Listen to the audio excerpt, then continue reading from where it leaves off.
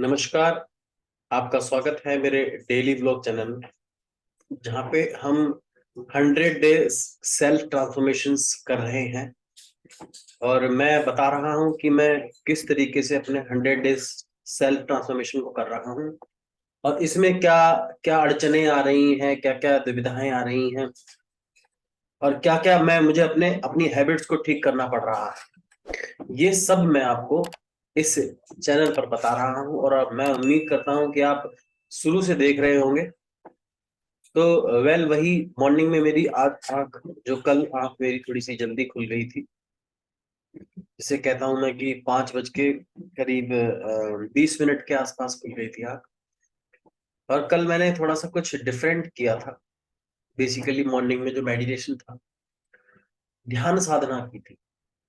मतलब पहले भी मैं करता था, लेकिन ये थोड़ा सा डिफरेंट प्रोसेस था। इसमें क्या होता है, देखो ध्यान क्या होता है, पहले उसे समझने की कोशिश कीजिएगा। ध्यान साधना का अर्थ ये होता है कि किसी का स्मरण करना नहीं होता। स्मरण का मतलब होता है स्मृति, यानी आप अपनी स्मृति से रिकॉल कर रहे हैं, उस नाम को जप रहे हैं। मैं ये नहीं कह रहा कि देखो वो अलग चीज है, लेकिन मैं ध्यान साधना की बात कर रहा हूं। आप प्रभु का नाम जपे, हरि नाम, हरि श्री हरि का नाम जपे, नारायण का नाम जपे, किसी भी प्रभु का नाम जपे, ईश्वर अल्लाह वाहे गुरु, आप अपने धर्म के अनुसार नाम जपे, वो अलग चीज है ना। चैंटिंग करना वो अलग चीज है। मैं यहाँ पे एक ध्यान साधना की बात कर रहा हूँ, जो साइंटिफिकली ये भी कहता है कि जब you have no thoughts, you have no inner voice, no have outer voice, when you don't call from your memory, then you recalibrate of your subconscious mind, when you recalibrate of your harmony of your cells, metabolism, biological process। ये science कहता है। और आपको पता है कि हमारा जो विज्ञान है, जो हम भारतीय हैं, हम उनसे इन अंग्रेजों से हम कई गुना आगे हैं, कई साल आगे हैं हमसे। हाँ, वो लोग कुछ अंग्रेजों की होड़ करने के चक्कर में अपनी संस्कृति को भूल गए हैं, वो अलग चीज है। लेकिन हम जो हमसे कहता है कि यू आर ब्लडी प्रिमिटिव, तो भैया हमें अपनी प्राचीनता पे गर्व है। आपको हो या ना हो, वी आर ब्लडी प्रिमिटिव। और भैया हमें अपने प्रिमिटिव होने पे गर्व है, प्राचीनता पे गर्व है, अपने पूर्वजों पे गर्व है, अपने भगवान श्री राम पर गर्व है, अपने अगर आपका कोई और भी धर्म है, आप उस प्राचीनता को लेते हैं, तो आप उस पर भी गर्व कीजिएगा। तो उसमें यही है कि ज्ञान साधना का अर्थ है किसी के नाम को ना जपे, कोई आवाज ना करे, कोई म्यूजिक नहीं, कोई कुछ नहीं, केवल प्रकृति और आम। और प्रोसेस भी बताऊंगा।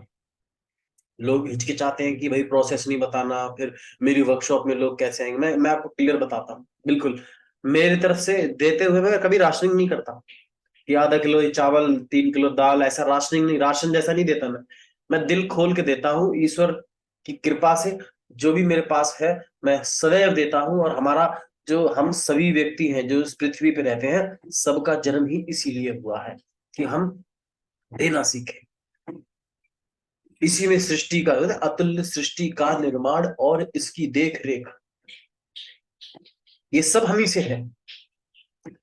तो ऑल ओवर कहने का मतलब ये है कि जब भी आप ध्यान साधना में बैठे, तो आप कंधे सीधे रखें, अपने पैरों को मोड़ ले, इस तरीके से अवस्था में बैठ जाएं, पैरों को आलती पालती मार ले जिसे कहते हैं अपनी देसी भाषा में।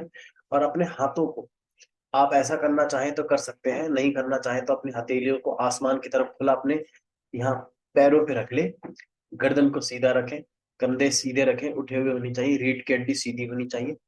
शुरू में आपको टेक लेनी पड़ेगी, मुझे भी लेनी पड़ी है और मैं भी लेता हूँ, क्योंकि हम कोई सुपर ह्यूमन नहीं है। कोई भी ऐसी एक्टिविटी करने की कोशिश मत कीजिएगा जो कल भी ना कर पाओ आप। एक ही बार में करो कि भाई नितिन मेरे से तो नहीं हो पा रहा, ऐसा नहीं, धीरे धीरे कीजिएगा।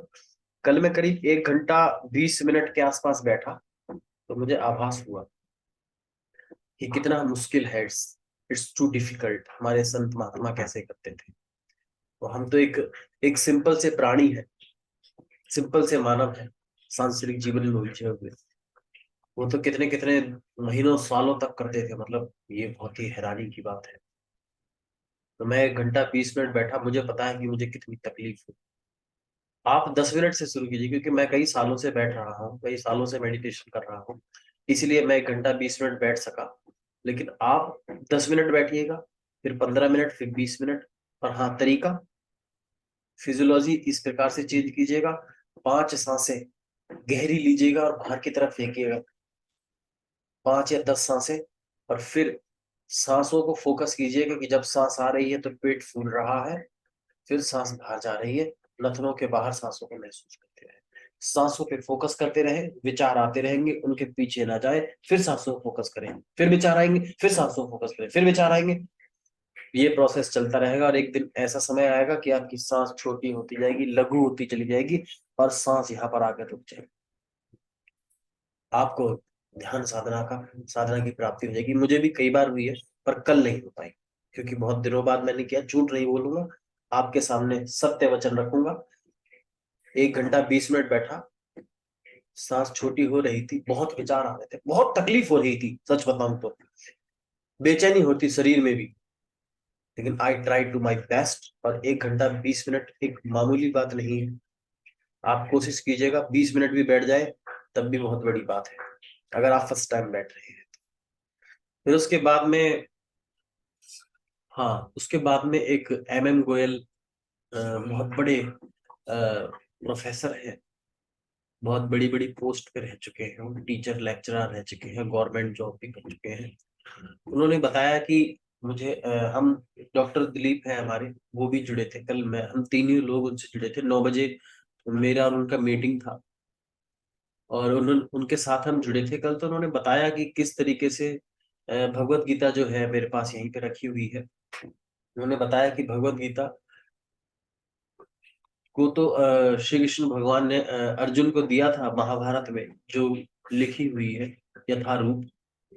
लेकिन जब श्री कृष्ण भगवान इंद्रप्रस्थ थे, और इंद्रप्रस्थ से जब वो प्रस्थान करने लगे, तब अर्जुन ने कहा कि प्रभु, मुझे दोबारा गीता का ज्ञान चाहिए। क्योंकि अगर एक ही बार में अगर ज्ञान समझ में आने लग जाए तो फिर कितना आसान हो ना हमारे लिए, एक ही बार में सब चीजों को सीख ले, तो हमें रिवाइज ना करना पड़े, उसको बार बार दोहराना ना पड़े, हमारी स्मृति इतनी जटिल हो जाए अगर तो। पर स्मृति इतनी जटिल नहीं है, हम उसको बार बार पुनः प्रयास करके अपने जीवन में अमल करके तब उसको जटिल बना सकते हैं। तब प्रभु ने उन्होंने फिर गीता का ज्ञान दिया था, उसे अनुगीता कहा जाता है। ये मुझे प्रथम जीवन में प्रथम बार सर MM गोयल ने बताया मुझे। उनकी अच्छी खासी उम्र है, 70 के आसपास आई थिंक एज होगी उनकी। और वो भी ध्यान साधना करते हैं, बताते हैं कि 3:30 बजे वो जग जाते हैं, और 3:30 से 6:30 बजे तक ध्यान साधना करते हैं। शाम को 9, 9:30 बजे तक वो सो जाते हैं। उन्होंने भी अपना शेड्यूल बताया। मैं कहता हूँ कि महापुरुषों में आपको यही चीजें मिलेंगी, अनोखी चीजें मिलेंगी, कि वो अपने आप काम करते हैं। वो ऐसा ज्ञान नहीं देते कि तू ये कर लियो, तू वो कर ले, तू ये करना चाहिए। भैया, कौन कौन समझा है बातों से, सभी को एक हादसा जरूरी है। कौन समझा है बातों से, कि कौन समझा है सिर्फ बातों से, सभी को एक हादसा जरूरी है। जॉन एलिया ने ये लाइन लिखी है, जो बहुत ही खूबसूरत है।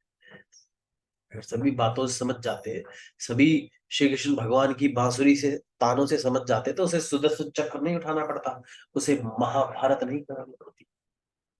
महाभारत। तो that you have to understand कि उन्होंने किस तरीके से हमें चीजों को, और भी गीता का उन्होंने ज्ञान दिया। He is a good speaker. और उनका एक नया टॉपिक, मुझे फर्स्ट टाइम जिंदगी में दो चीजें पता, पहली बार पता चली। और दूसरी थी, उन्होंने एक निकाला है, क्या बोलते हैं उसको, मुझे नाम याद नहीं आ रहा।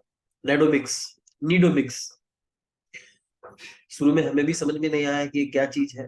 बेसिकली जितना मुझे समझ में आया, मैं आपको समझाने की कोशिश करूंगा, क्योंकि मुझे इसके बारे में और पढ़ना पड़ेगा उनसे, क्योंकि उन्हें काफी उस चीजों के लेके वो आगे बढ़ा रहे हैं। Need plus economics, needomics. Need plus में इकोनॉमिक्स, दैट्स कॉल्ड नीडोमिक्स। बाकी डिटेल में तो आप जुड़ना चाहते हैं तो मुझे लगता है 27 संडे को हम 11 बजे 10:30 पे जुड़ेंगे, जिसमें 1.5 घंटे का 1.5 घंटे का प्रोग्राम होगा, जिसमें 45 मिनट्स मेरा लेक्चर है और 45 मिनट्स MM गोयल सर का लेक्चर है, जिसमें वो न्यूरोमिक्स के बारे में बात करेंगे और मैं क्वांटम मैनिफेस्टेशन के बारे में बात करूंगा। और दोनों, मुझे लगता है दोनों में लगभग सेम ही चीज है, पारस्परिकता है दोनों में, और दोनों ही हम आपको इस चीज में हेल्प करने की कोशिश करेंगे। इसके बारे में काफी लंबा डिस्कशन हुआ, 1.5 घंटे, 1.5 पौने 2 घंटे डिस्कशन हुआ। टाइम वगैरह हम शाम तक डिसाइड करते रहे, मुझे लगता है 7:30 बजे 8 बजे के आसपास टाइम डिसाइड हो पाया इवनिंग में, कि किस तरीके से हम संडे को 27 करेंगे। इट्स लॉन्ग प्रोसेस, क्योंकि हम लोगों को वो दे रहे हैं जो लोग जिधर और जाना नहीं चाहते। वो एंटरटेनमेंट, नौटंकी, ड्रामा, इन सब चीजों में ज्यादा लोग इंटरेस्ट लेते हैं। तो इसलिए थोड़ा सा हमें स्ट्रगल करना पड़ेगा इन चीजों को आगे ऊपर तक ले जाने के लिए। लेकिन ये हमारे लिए बहुत आसान है, इजी है, सिंपल है। तो ये फिर हमने किया, और फिर इवनिंग में मेरी जो अकाउंटेबिलिटी पार्टनर है उनसे बात हुई, तो उन्होंने बताया कि उनकी लाइफ में बहुत ही कहते हैं कि लर्निंग मिल रही है उनको। मुझे फर्स्ट टाइम अच्छा लगा कि उन्होंने मुझे मैसेज किया कि जिंदगी बहुत सिखा रही है नितिन मुझे। I learn so much, type see text me, so I feel good about that, कि उन्होंने अपनी जिंदगी को चैलेंज की तरह एक्सेप्ट किया। It's not about to do कि वीडियो में ही बनाया जाए, वो वीडियो नहीं बना पा रहे हैं किसी कारणवश, क्योंकि उनके, मैंने बताया था कि उनकी लाइफ में थोड़े से चल रहे हैं फाइनेंसिस और फिजिकल को लेके, उनकी थोड़ी सी प्राथमिकता, प्रायोरिटी थोड़ी सी अलग हो चुकी है फॉर फ्यू डेज। और मेरी काफी देर बात हुई उनसे रिगार्डिंग दिस। तो उसके बाद कल हमारी टीम से भी मुलाकात हुई, NLP कोचिंग नेक्सस टीम थी।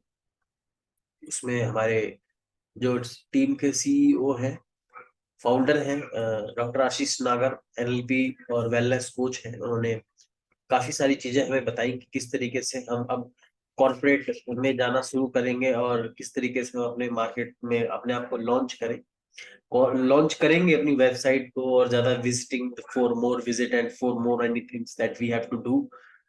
तो वो हमने, इसका भी काफी लंबा डिस्कशन हुआ, 1.5 पौने 2 घंटे डिस्कशन हुआ। उसके बाद फिर मुझे लगता था कि मुझे अब सोने की जरूरत है, दैट सो मैं सो गया। और हाँ, एक मैं आपको बता रहा हूँ कि एक क्लाइंट और था जो मुझसे जुड़ने वाला था, पर वो किसी कारणवश मुझसे जुड़ नहीं पाया, डिप्रेशन की प्रॉब्लम थी उसको।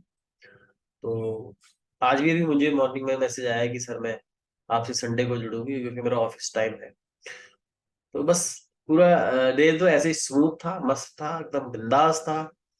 लाइट लाइट डाइट ली, शाम को मैंने 1.5 रोटी खाई थी, ऐसे ही कुछ, हाँ 1 1.5 रोटी खाई थी।